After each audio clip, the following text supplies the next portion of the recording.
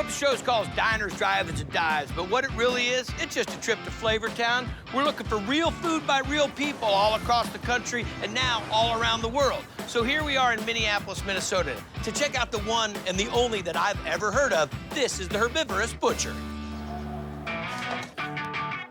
Sliced meats everywhere. I need some jerky. But of course, it's all plant-based. This is the only vegan butcher shop I've ever been to, but I feel like they're changing the world. But for siblings Aubrey and Kale Walsh, it all started with very personal changes back in their teens. For me, it was for ethical reasons. Ethical reasons? Yeah, for me, it was for health. Health reasons. My nickname was Butterball. So they started making meat-free meats and cheese-free cheeses, first selling at local farmers markets in 2014, and then less than 2 years later at their own takeout joint. They want people who eat meat to say, this looks like what I'm used to eating, and I can still eat it and enjoy it. Turkey dill Havarti! The turkey sandwich tastes amazing. So what are we gonna make first? This will be the vegan turkey. We'll start with a vital wheat gluten. It's a 95% protein flour. This is nutritional yeast flakes, some onion powder. And these are recipes that you just developed? Yes. We've got sea salt, and this is some thyme. It's sometime. When is it gonna get the turkey flavor? A lot of it comes from house-made chicken broth powder. We take nutritional yeast, thyme, sage, turmeric, salt, mix it with water, just like Mom used to make. Instant flavor. Got some olive oil so it doesn't turn out like a sponge. Soy sauce for a little bit more depth. We're gonna pour the liquid in there. This is the turkey. We will wrap it in its cheesecloth home here. What do we do with that? This goes into boiling water for about an hour and a half. Cooks it all the way through. Bake it for another 10 minutes. Dries it out a little bit. Now we add some soy sauce and olive oil on top of it to Give it a little texture. Yeah. Give it a little color to the outside. Yep. And then you go and slice it from there. Slicer ready. So this is your deli meat right here. That's the deli turkey. It's got texture. It's moist, and it's not rubber, and it's not a sponge. Yeah.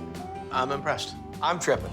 All right, well, let's do the All right, cheese. what are we then. making now? Dill Havarti. We start with a coconut oil base. Soy milk, lemon juice, and white wine vinegar helps to emulsify it. Put that in the blender. Next up? We got tapioca flour, kappa carrageenan, so it's a seaweed. I was just... Helps solidify the cheese. Nutritional yeast flakes, sea salt, and that's the white miso. That's basically the flavor foundation. Pretty much. Onto the stove, It's fresh dill. heat it up, Heat it up. thicken it up. It cools in the fridge overnight, and then it solidifies into a solid block. Wow, that's crazy.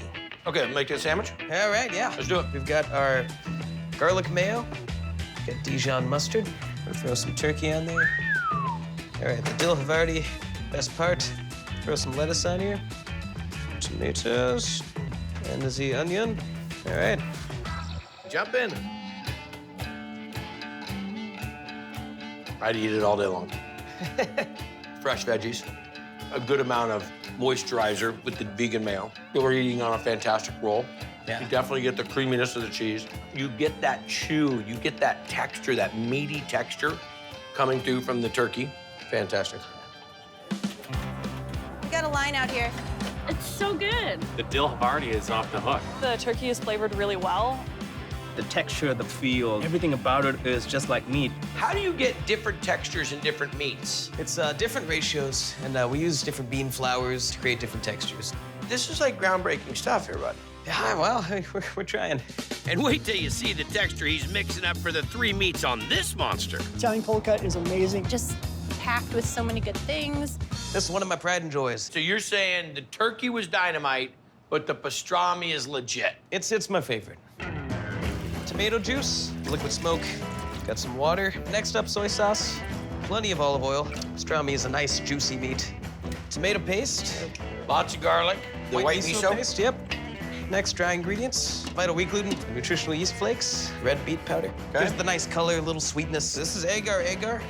Another seaweed like carrageenan. Agar. Agar. Yeah. They just couldn't use one agar? That was so good, they had to name it twice. Ground mustard. We've got basil and oregano. It's smoked paprika, sea salt, onion powder, and the fennel and peppercorns. Mix all this together. Wow. Okay. Right in. Right in. Looks like ground beef. Crazy. Throw it on here. This will all go into the steamer? Yep. How long is it gonna steam for? Steams for an hour. Bakes for the other half hour, then you let it cool, bring it out, and you'll slice from there. Yep. All right, got that same garlic mayo that we put on the turkey. Oregano, salt, and pepper here. Oh, I'm so excited. So we got that pastrami, capicola, salty ham, and we got the pepperoni in there too. And this is our mozzarella cheese, lettuce, Got some onions. red onion, cherry peppers, oil and vinegar. Let's see if I can get this one shut. You own this. You own this.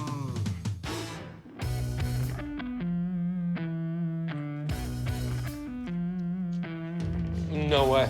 I'm picking up the notes of the smoke. I'm picking up the notes of the pepper. There's a good fat amount. You know, it's not dry. You're the Columbus of this, man. You guys are gonna dig it, trust me.